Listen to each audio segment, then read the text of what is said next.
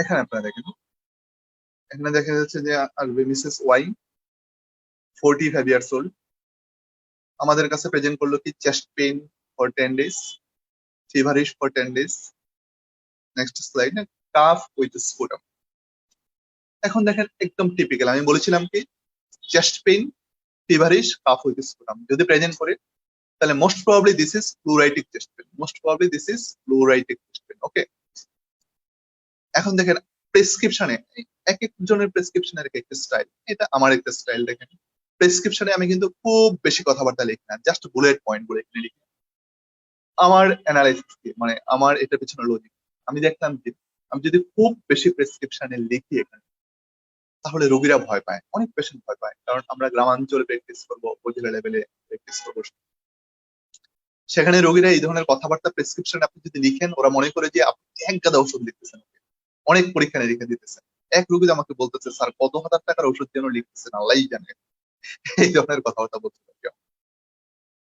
আচ্ছা, আর দেখেন ইনভেস্টিগেশন আমি কি করে দিয়েছিলাম, তাকে তাকে দিয়েছিলাম সিবিসি উইথ এসআর, একটা চেস্ট এক্সরে নিয়েছি, ইসিজি ছিল নর্মাল, একটা চেস্ট এক্সরে ছিল নর্মাল। সিবিসি তে দেখলাম যে তার ডাব্লিউবিসি কাউন্ট বেশি এবং নিউট্রোফিল কাউন্ট অনেক বেশি। So this is most probably this is pleuritic chest pain. Okay, এখন এই ধরনের একটা প্লুরাইটিক চেস্ট পেইন যদি হয়, আমি তাকে ট্রিটমেন্ট দিয়ে দিব।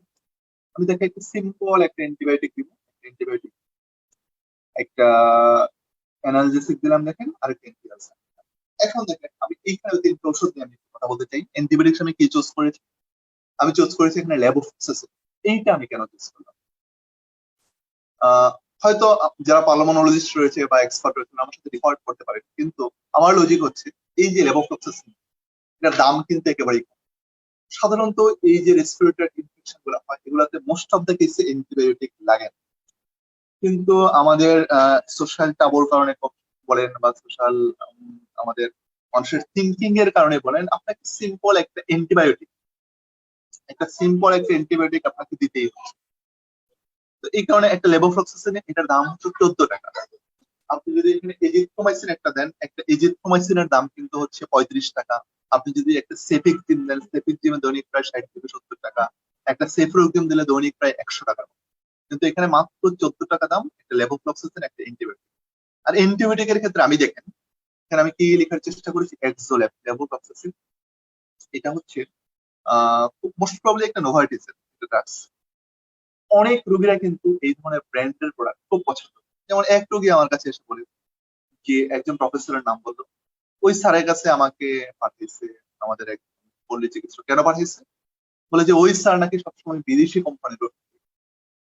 তো মানে আপনি কোন কোম্পানির ওষুধ লেখেন, একটা ভালো কোম্পানির ওষুধ লেখেন কিনা, কোনো ব্র্যান্ডেড প্রোডাক্ট লেখেন কিনা, এইগুলার উপরে কিন্তু আপনার প্রেসক্রিপশনের কোয়ালিটি, প্রেসক্রিপশনের ভ্যালু ডিপেন্ড করে।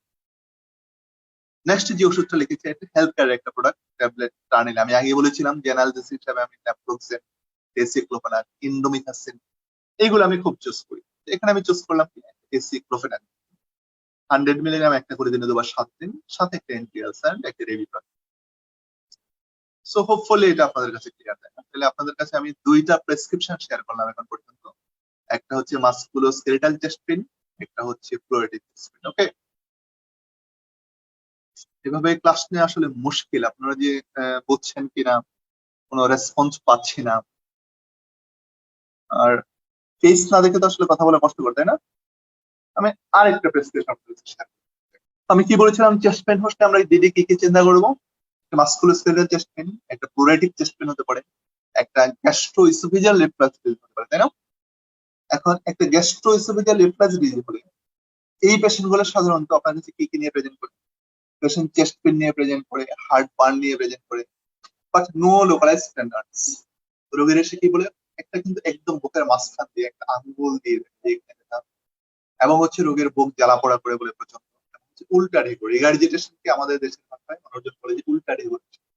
বাট আপনি কোনো লোকালাইজ স্ট্যান্ডার্ডস পাচ্ছেন না। পেশেন্টের কোনো ফিভার নাই, কাফ নাই, পেশেন্টের কোনো চেস্ট ফিভার নাই, কাফ নাই, কোনো স্পুটাম নাই, কোনো শর্টনেস অফ ব্রেথ নাই।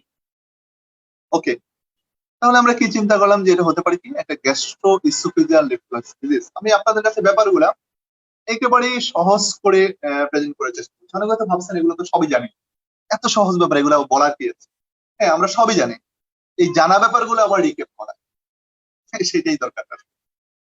আচ্ছা, তাহলে এই গ্যাস্ট্রোএসোফেজিয়াল রিফ্লাক্স ডিজিজ যখন আমি চিন্তা করবো তখন আমি এখানে কি কি দিতে পারি?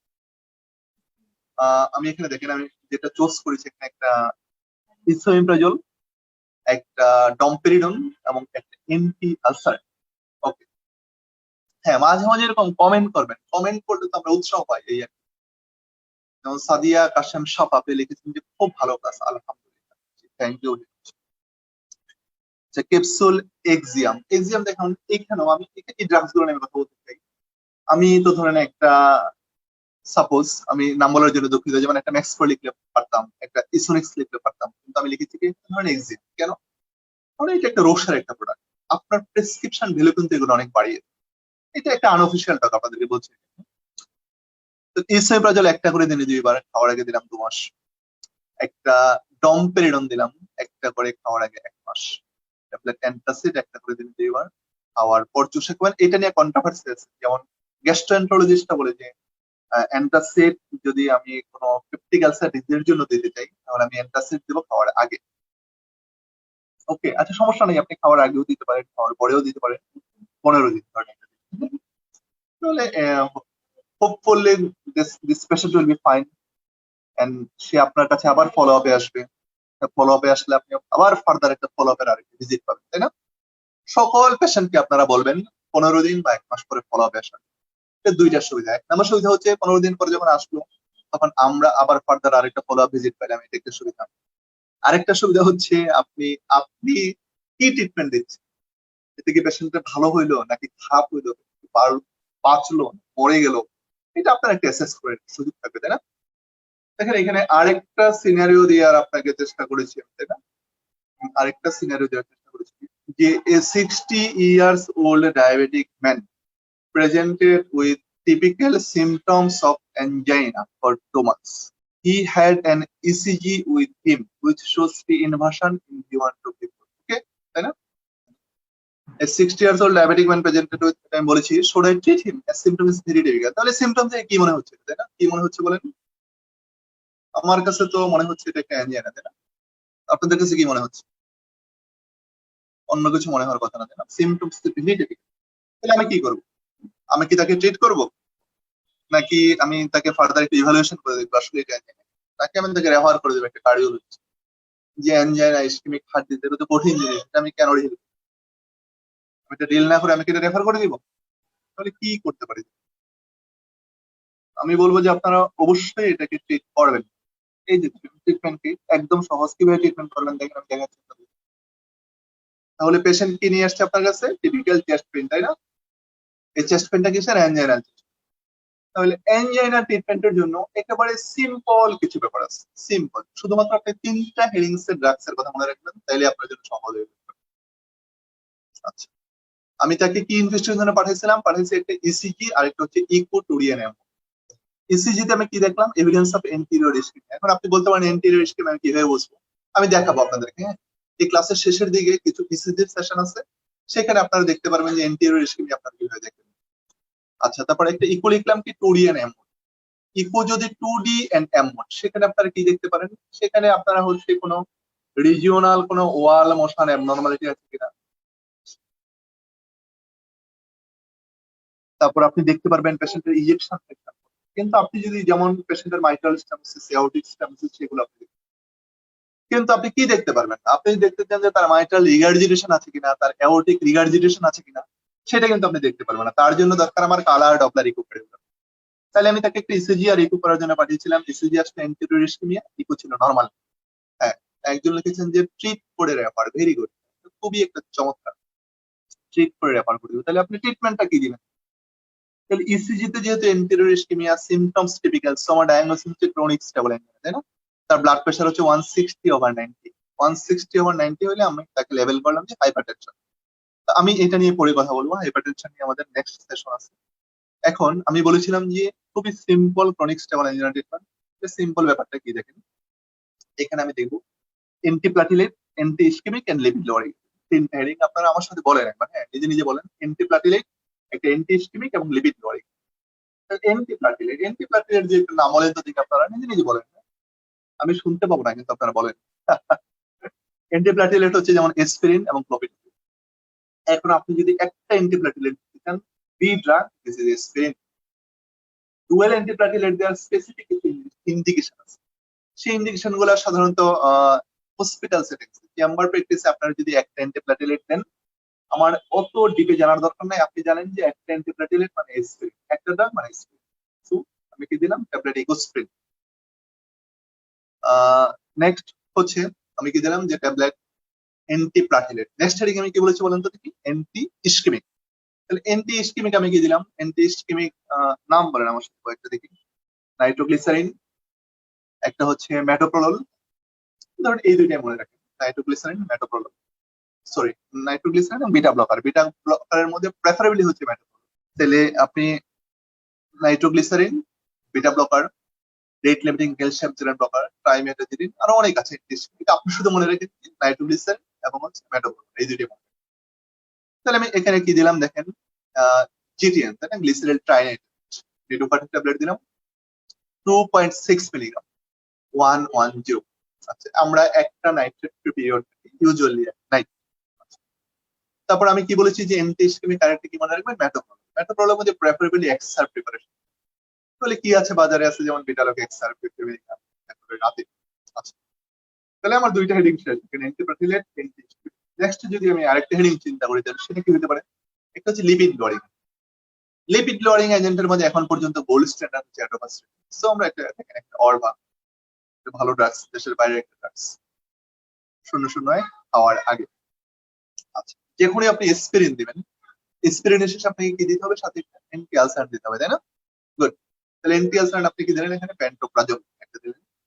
আচ্ছা, আর পেশেন্টের ব্লাড প্রেশার হচ্ছে 160/90, এবং আপনি রিপিটেড মেজার করেও দেখলেন যে এটা আগে থেকে হাইপারটেনসিভ, তাহলে আপনাকে একটা এন্টি হাইপারটেনসিভ ড্রাগস দিলেন। কি দিলেন এখানে, অ্যামলোডিপিন এন্ড পলভিসার্টান, তাই না? গুড। তাহলে দেখেন খুব সহজ না? তাহলে এই ট্রিটমেন্টটুকু তো আপনি দিতে পারবেন খুব ফুল। আজকের পর থেকে আপনার এই ট্রিটমেন্ট দিতে আর কোনো সমস্যা হবে না। যে একটা অ্যান্টিপ্লাটিলেট দিলাম, অ্যান্টি হিস্টামিন দিলাম, লিপিড লোয়ারিং। আপনি যদি এইরকম সুন্দর একটা ট্রিটমেন্ট দিয়ে আপনি কার্ডিওলজিস্টের কাছে রেফার করেন অথবা মেডিসিন স্পেশালিস্টের কাছে রেফার করেন, তাহলে কি হবে, আপনার ভ্যালু অনেক বেড়ে যাবে না? অবশ্যই বেড়ে। আর সবসময় যে রেফার করতে হবে এরকম না, সবসময় যে রেফার করতে পারবেন এরকম না। অনেক পেশেন্ট আছে যারা বলবে যে আমি বাঁচলেও আপনার হাতে, মরলেও আপনার হাতে, সুতরাং আপনি আমাকে ট্রিটমেন্ট দেন। তখন কি, তখন তো আপনাকে ট্রিটমেন্ট দিতেই হবে না? তাহলে চেস্ট পেইন সম্পর্কে হোপফুলি আপনাদেরকে আমি আসলে সিন্ধুকে বিন্দু করার চেষ্টা করছি, তাই না? তো এই চেস্ট পেইন সম্পর্কে আশা করি আপনাদেরকে একটা কিছুটা ধারণা দিতে পেরেছি। চেস্ট পেইনের পরে আমরা জিপি সিনারিও। নেক্সট, খুব আরেকটা কমন আমরা যে প্রবলেম পাই, সেটা হচ্ছে আমার যদি আর একটু ডিপে যাওয়া আপনার প্রয়োজন মনে করেন যে না আর একটু ডিপে যাওয়ার দরকার, তাহলে আপনারা কমেন্ট করে জানান। আর যদি বলেন যে না এরকম সুপারফিশিয়াল এর উপরেই থাকে, এটাই আপনাদের জন্য helpful. Okay, a 40 years old woman presented with palpitation for 6 months. She is taking tablet Indeva 10 milligram once daily for the last 2 months now. What to do? আপনারা হয়তো বলতে পারেন ইন্ডেভার সে কোথা থেকে পাবে, তাই না? A 40 years old woman presented with palpitation for 6 months. She is taking tablet Indeva 10 milligram once daily for the last 2 months now. What to do? আপনি তো বলতে পারেন সে ইন্ডেভার কোথা থেকে পাবে। বাংলাদেশের গ্রামে গঞ্জে এখন সবাই জানে, ইভেন ফার্মেসি ওনারা জানেন যে পালপিটেশনের ওষুধ হচ্ছে ইন্ডেভার, তাই না? আপনি কি কি চিন্তা করবেন, আপনি যে যে চিন্তাগুলো পালপিটেশন আসলে চিন্তা করতেই হবে সেই ব্যাপারগুলো হচ্ছে, 1 নম্বরে আপনি চিন্তা করতে এনিমিয়া। এনিমিয়ার পেশেন্ট কিন্তু অনেক পালপিটেশন নিয়ে প্রেজেন্ট করে। Anxiety, this is one of the most common cause. গ্রামের মহিলাদের যে কত টেনশন, কত বিষণ্ণতা, কত চিন্তা আপনি কল্পনা করতে পারেন। আচ্ছা, তারপর হচ্ছে এটা কি হতে পারে, ড্রাগস, যেমন অনেক পেশেন্টরা সালবেটামল খায়, থিওফাইলিন খায়, এগুলা থেকে তার পালপিটেশন হতে পারে। অথবা একটা রেয়ার পসিবিলিটি হচ্ছে একটা থাইরোটক্সিকোসিস। এটা থাইরোটক্সিক হতে পারে, তাই না? আর রেয়ারলি হচ্ছে আমরা এটা হার্ট ফেলিওর হতে পারে, তাই না? তারপর হচ্ছে এটা পারক্সিসমাল এসপিটি হতে পারে, এট্রিয়াল ফিব্রিলেশন হতে পারে। আমরা অত জটিল জটিল চিন্তায় যাব না, ঠিক আছে? তাহলে সিম্পল ব্যাপারটা কি হচ্ছে, সিম্পল ব্যাপারটা হচ্ছে আমরা এই কমন উপরে যে কথা বলেছি, একটা এনিমিয়া হতে পারে, একটা অ্যাংজাইটি হতে পারে, ড্রাগস হতে পারে, থাইরয়েডক্সি হতে পারে। দিস ইজ কমন, আমরা এই চিন্তাগুলোই মাথায় রাখবো। ওকে, তাহলে দেখেন, তাহলে আমি ফোকাস হিস্ট্রি কি নিব? যেমন যদি আমি এনিমিয়ার চিন্তা করি তাহলে ফোকাস হিস্ট্রি নিব। একদম মোস্ট কমন মেনস্ট্রুয়াল লস কিনা, লেস ডায়েটারি ইনটেক কিনা, রিসেন্ট কোনো প্রেগন্যান্সি আছে কিনা, তার সিমটমস অফ হাইপোথাইরয়েডিজম। আপনি বললেন যে একবার বলেন থাইরয়েডক্সিকোসিস, আবার বলছেন এখানে হাইপোথাইরয়েডিজম, এটা কিভাবে কি হয়? এটা যেটা হয় আমরা যেটা পাই যে হাইপোথাইরয়েডিজম থেকে প্রচুর মেনোরেজিয়া, মেনোরেজিয়া থেকে পেশেন্ট এনিমিয়া, এনিমিয়া থেকে পালপিটেশন, ব্লিডিং হিমোরয়েডস, অনেক পেশেন্ট হাইট পড়ে যায়। আপনি যদি ওকে কোশ্চেন না করেন কখনোই ওরা নিজ থেকে বলবে না যে তার ব্লিডিং হিমোরয়েডস অথবা মেনোরেজিয়া এই প্রবলেম কথা হয়েছে, কিন্তু আপনাকে ইলিসিট করতে।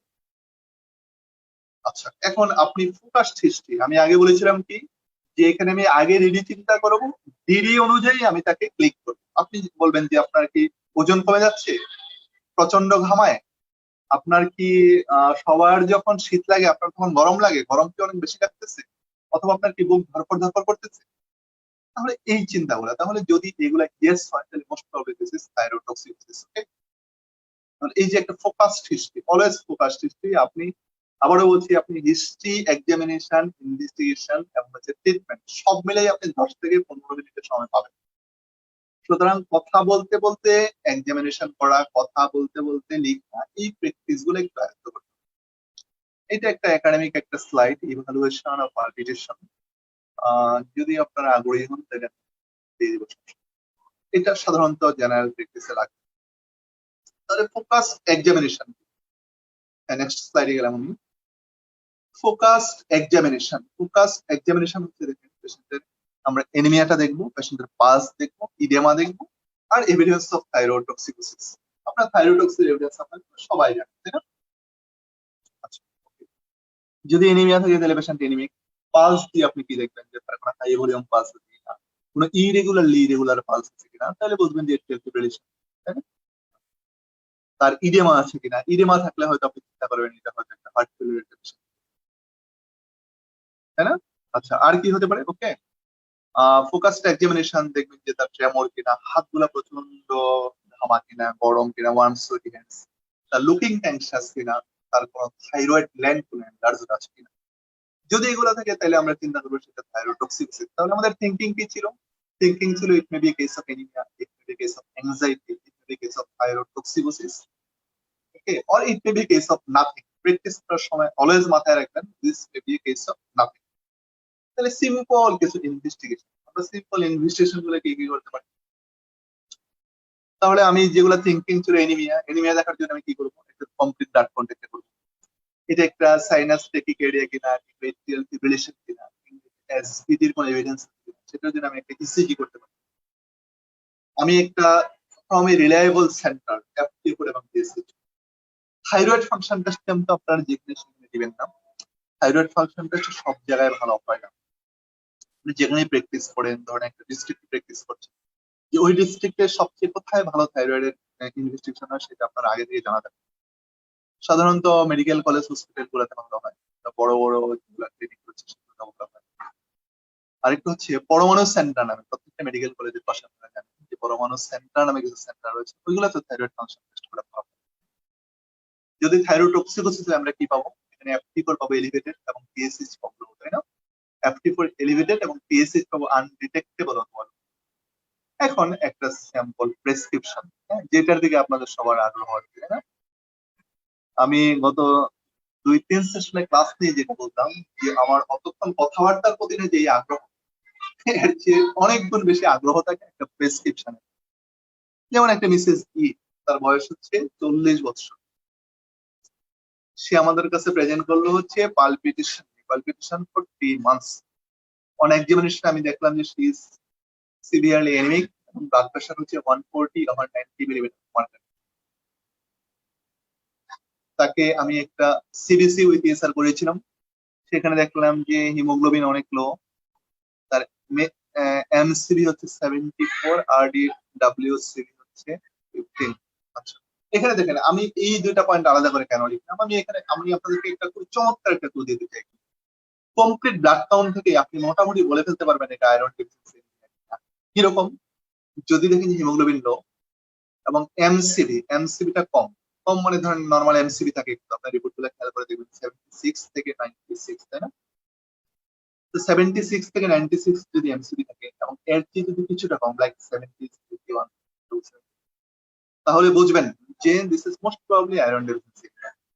তখনই আপনারা তাকাবেন যে আরডিডব্লিউসিবি নরমালি থাকে অ্যারাউন্ড 14, যদি এটা এলিভেটেড থাকে তাহলে definitely this is iron deficiency.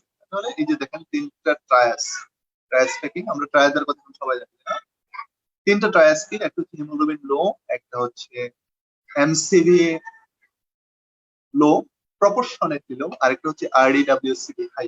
Most probably this is iron deficiency. তাহলে এখানে আমার আয়রন প্রোফাইল না করলেও হচ্ছে, আপনি কনফার্মেটরির জন্য অবশ্যই আয়রন প্রোফাইল করতে পারবেন, কিন্তু ধরেন যদি এরকম আপনার পেশেন্ট এরকম হয়, তার করার মতো আর্থিক সামর্থ্য নাই, সে আর ফার্দার করতে পারবে না। ইনভেস্টিগেশনের ক্ষেত্রে আমি আপনাদেরকে টিপস দিয়ে দিই যে আমরা হসপিটাল সেটিংসে কি করি, যে কিছু ইনিশিয়াল ইনভেস্টিগেশন দেই, এই রিপোর্ট গুলো আসার পরে তারপর আমি ফার্দার ইনভেস্টিগেশন। কিন্তু জেনারেল প্র্যাকটিসে কিন্তু আপনার এইটার কোনো ধরনের কোনো সুযোগ নেই। জেনারেল প্র্যাকটিস আপনাকে কি করতে হবে, আপনি এট এ টাইম চিন্তা করে কিছু ইনভেস্টিগেশন দিয়ে দিতে হবে, যেটার উপর বেস করে আপনি তাকে একটা ট্রিটমেন্ট প্ল্যান বা প্রটোকল সেট করে দিতে পারবেন। রোগী কখনোই যে একবার পরীক্ষা করে নিয়ে আসবে ওইটা দেখে আপনি আবার পরীক্ষা দিবেন, এই সুযোগ কখনোই জেনারেল প্র্যাকটিসে নাই। ওকে, ডিসিজটা ছিল কি সাইনাস থেকে গেছে, সো আমার ধারণা হলো this is most probably this is the case of iron deficiency, তাই না? আচ্ছা। তার এই আয়রন ডেফিসিয়েন্সি নেওয়ার কারণ কি দেখেন, পিএসএস ছিল এলিভেটেড, এফটি4 লো। পিএসএইচ এলিভেটেড, এফটি4 লো, তার মানে কি ইন্ডিকেট করছে, এফটি4 লো মানে hypothyroidism. So this is why PSH is elevated, PSH is elevated. তাহলে তার হাইপোথাইরয়েডিজম থেকে মেনোরেজিয়া, মেনোরেজিয়া থেকে তার আয়রন ডেফিসিয়েন্সি। ওকে, হাইপোথাইরয়েডিজম থেকে মেনোরেজিয়া, মেনোরেজিয়া থেকে আয়রন ডেফিসিয়েন্সি। এখন পিকচার ক্লিয়ার? আচ্ছা, এখন আমি তাকে ট্রিটমেন্ট কি দিলাম, যে আয়রন ডেফিসিয়েন্সি জন্য আমি তাকে ট্রিটমেন্ট দিব কার্বক্সিমেলটোস। তাকে কি দিব আমি, কার্বক্সিমেলটোস, আমাদের দেশে মাল্টোফার নামে পাওয়া যাচ্ছে। আপনি এটা হিসাব করার একটা হিসাব আছে, কিন্তু ওই হিসাবে আপনি যেতে পারবেন না সবসময়। আপনি একটা আহ অন এন এভারেজ একটা মাল্টোফার 500 মিলিগ্রাম আইভি স্লোলি স্টেট এখন একটা এবং 7 দিন পরে তার আয়রন ডেফিসিয়েন্সি অ্যানিমিয়া কারেকশন হয়ে যাবে। আপনি প্রশ্ন করতে পারেন যে আমি তাকে কেন ওরাল আয়রন ট্যাবলেট দিলাম। ওরাল দিলাম না, আমি হিসাব নিকাশ করে দেখেছি ওরাল ট্যাবলেট খেতে হবে ধরেন 4 থেকে 6 মাস। তার যে পরিমাণ টাকা খরচ হবে দুইটা মাল্টোফার ইনজেকশন দিতে মোটামুটি একই কম টাকা খরচ হবে। 1 নাম্বার। 2 নাম্বার, আপনি যখন ইনজেকশন দিবেন এই ইনজেকশনটার রং হচ্ছে লাল, এবং রোগীরা মনে করে এটা রক্ত বাড়ার একটা ইনজেকশন। পেশেন্ট কমপ্লেন্স খুব কম, রোগীরা খুব খুশি হবে এই ধরনের ইনজেকশন। খুব কোয়াকের মতো কথা হয়ে যাচ্ছে, তাই না? আচ্ছা, ঠিক আছে। আর 3 নাম্বার যেটা কথা হচ্ছে, এই মাল্টোফার ইনজেকশনটা আপনারা অবশ্যই হসপিটাল সেটিংসে দিতে হবে। এটা কিছুটা হাইপার সেন্সিটিভিটি রিঅ্যাকশন হয়, এই কারণে যে কোনো হসপিটালের ইমার্জেন্সিতে, উপজেলা হেলথ কমপ্লেক্স বা যে কোনো একটি ক্লিনিক ইমার্জেন্সিতে এটা দেওয়া উচিত। আচ্ছা, আমার আয়রন ডেফিসিয়েন্সি এনিমিয়া কারেক্টেড। এখন এই আয়রন ডেফিসিয়েন্সি এনিমিয়ার আন্ডারলাইন কজ কি ছিল, তার আন্ডারলাইন কজ ছিল প্রাইমারি হাইপোথাইরয়েডিজমের জন্য ট্রিটমেন্ট দেখেন, একটা ট্রিটমেন্ট প্রটোকল, এটা আপনাদের এন্ডোক্রাইন ক্লাসে আপনাদেরকে ইন ডিটেইলস একটা আউটলুক দেওয়া হবে। তাহলে আপনারা দেখে রাখতে পারেন থাইরক্স 50 মাইক্রোগ্রাম একটা করে দিনে, সকালবেলা 3 সপ্তাহ, 3 সপ্তাহ পরে 2টা করে দিলাম, 50 মাইক্রোগ্রাম করে 3 সপ্তাহ, 3 সপ্তাহ পরে কত করে দিলাম, 100 মাইক্রোগ্রাম। 6 উইকস পরে আবার এফটি4 টিএসএস করবে। দেখেন এখানে একটা জিনিস খেয়াল করবেন যে 3 সপ্তাহ পরে তার ডোজ অ্যাডজাস্টমেন্ট, কিন্তু 3 সপ্তাহ পরে কিন্তু টেস্ট নয়, তার টেস্ট হচ্ছে 6 সপ্তাহ পরে। 6 সপ্তাহ পরে তার এফটি4 টিএসএস সিবিসি পরীক্ষা করবে। কারণ আমি যে তাকে আয়রন দিলাম, তার হিমোগ্লোবিন বাড়তেও তো অ্যাটলিস্ট 1 মাস সময় লাগবে, তাই না? তার যে আমি তাকে যে থাইরয়েড রিপ্লেসমেন্ট দিলাম, তার থাইরয়েড এক্সিস আবার রিকভার করতে কমপক্ষে 6 সপ্তাহ সময় লাগে। সুতরাং 6 সপ্তাহ আগে তার এফটি4 টিএসএস করে আপনার কোনো লাভ নেই।